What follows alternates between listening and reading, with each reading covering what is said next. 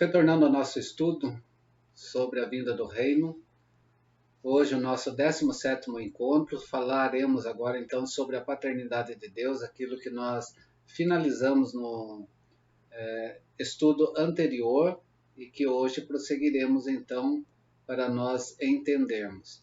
Ainda estamos falando sobre o Evangelho do Reino, sobre a salvação, e hoje então falando sobre a paternidade de Deus, lembrando aquela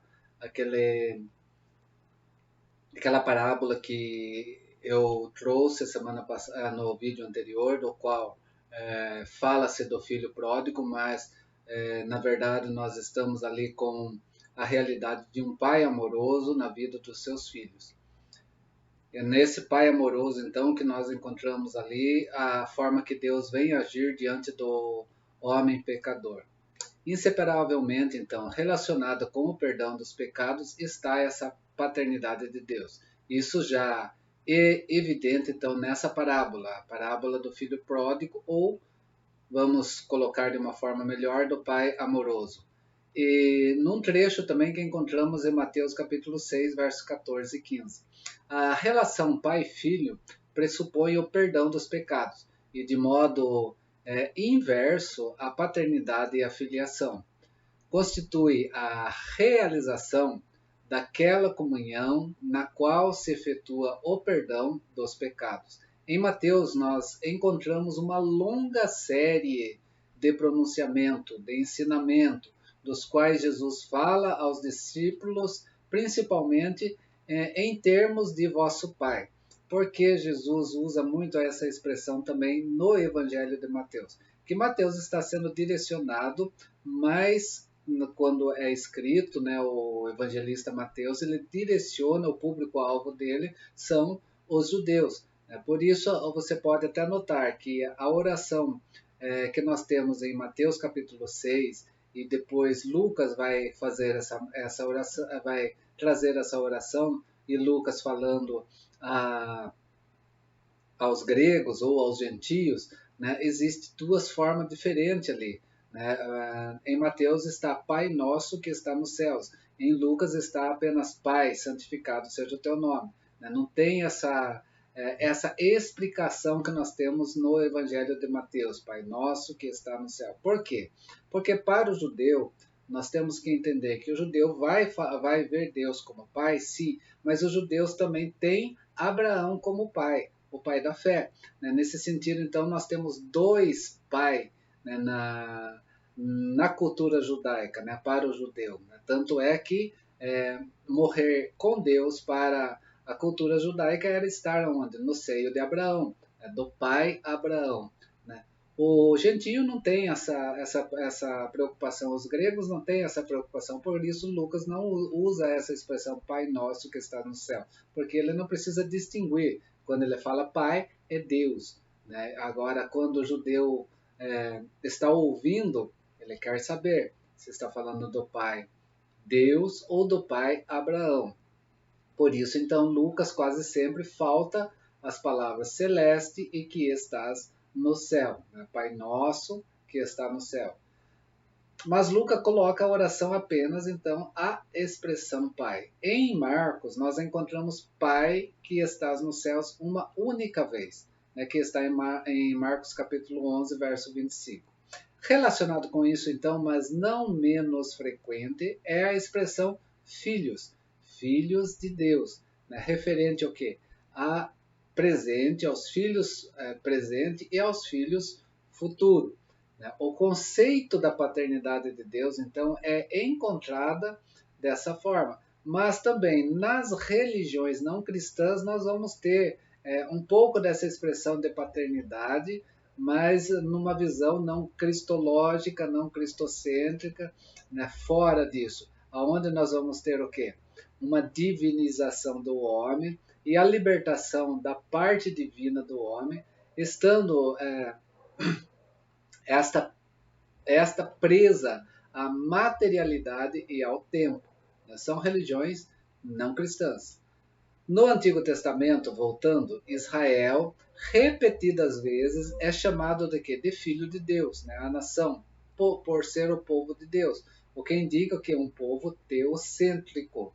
né? Nunca um indivíduo, mesmo que existe em alguns momentos relações pessoais entre aquele fiel e Deus, né? Nós vamos ter essas questões também no Velho Testamento, mas no geral, né, é o povo de Deus.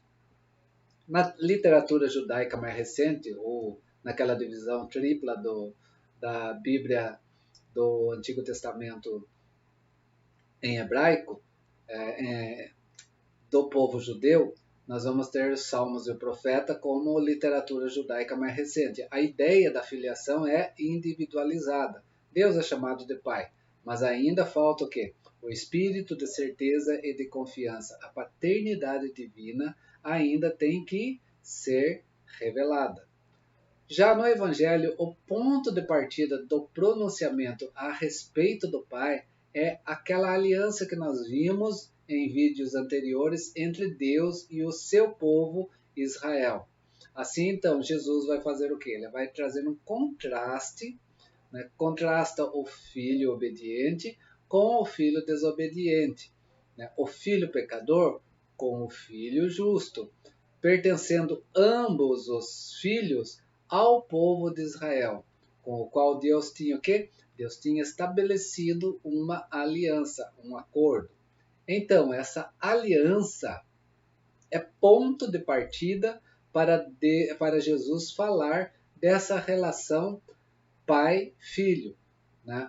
Mas ele fala desta maneira só algumas vezes e por meio de parábolas. Quando fala de maneira mais direta a relação pai e filho, ele se refere àqueles que participam do reino, né? Ou o povo da nova aliança, o novo Israel de Deus, que não era o Israel carne ou Israel nação. O conceito pai e filho em Jesus é um conceito, então, o quê? Comunitário. O que isso significa? Que a filiação deve ser compreendida, então, em termos de aliança. A nova aliança é realizada por meio de Jesus. Seu anúncio da filiação divina significa o que? A completação dessa história salvífica que nós temos iniciado lá no Velho Testamento. Sendo este anúncio, então, o prosseguimento e o cumprimento daquela relação presente e futuro que Deus estabeleceu com o seu povo Israel. Já tratamos desse assunto nos vídeos também anteriores. Esse conceito pai-filho inclui então o que? A relação pessoal entre o indivíduo e o pai. Mesmo assim, quase sempre Jesus fala no plural, vosso pai.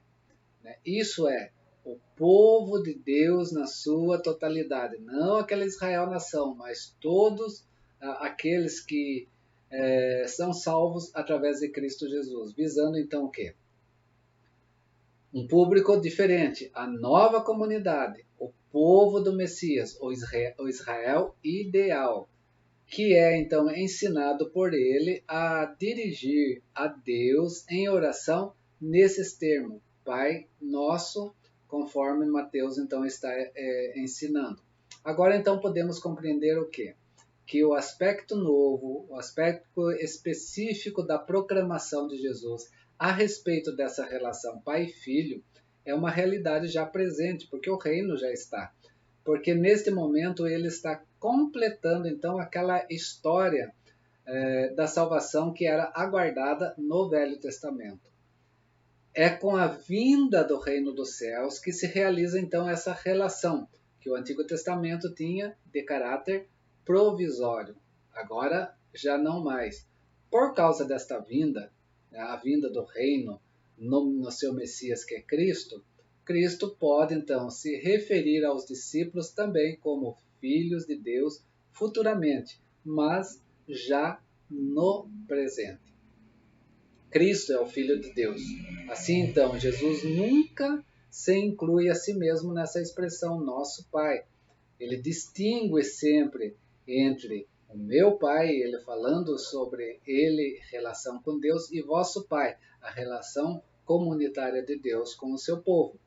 Pois a filiação de Cristo é o quê? Ela é única, em oposição ao velho liberalismo. A nossa filiação, ela é realizada então por meio de Cristo, sendo Ele então também o nosso mediador, o nosso único mediador entre Deus e os homens, conforme diz o Novo Testamento. Fora de Cristo e seu cumprimento da história da salvação, não pode existir então essa filiação divina. Então, como teremos que relacionar a paternidade divina como o reino? Desde o início, a paternidade de Deus significa uma relação que tem uma relação teocrática da aliança. Nós não podemos deixar de ver a aliança nesse momento. Pai e rei são conceitos também inseparáveis um do outro. Por quê? Para Israel teocêntrico, Deus é pai, Deus é rei. A paternidade de Deus em Israel, então, constitui um fato dele ser o rei de Israel. Ele não é só o pai, mas é o rei. Israel está debaixo do seu domínio, debaixo do seu controle. E essa conexão entre rei e pai, então, é feita repetidas vezes aonde? No Evangelho. Assim, então, oram os discípulos ao Pai a respeito do quê? Do seu reino.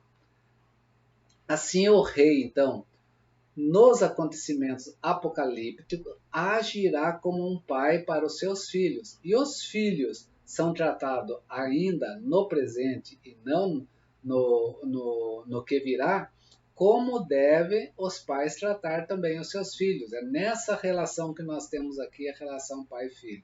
O conceito pai e o conceito rei contribui para enriquecer o evangelho do reino anunciado por Cristo. Por isso também não podemos deixar de lado esse conceito. Precisamos entender então a relação pai e filho, mas a relação também pai e rei.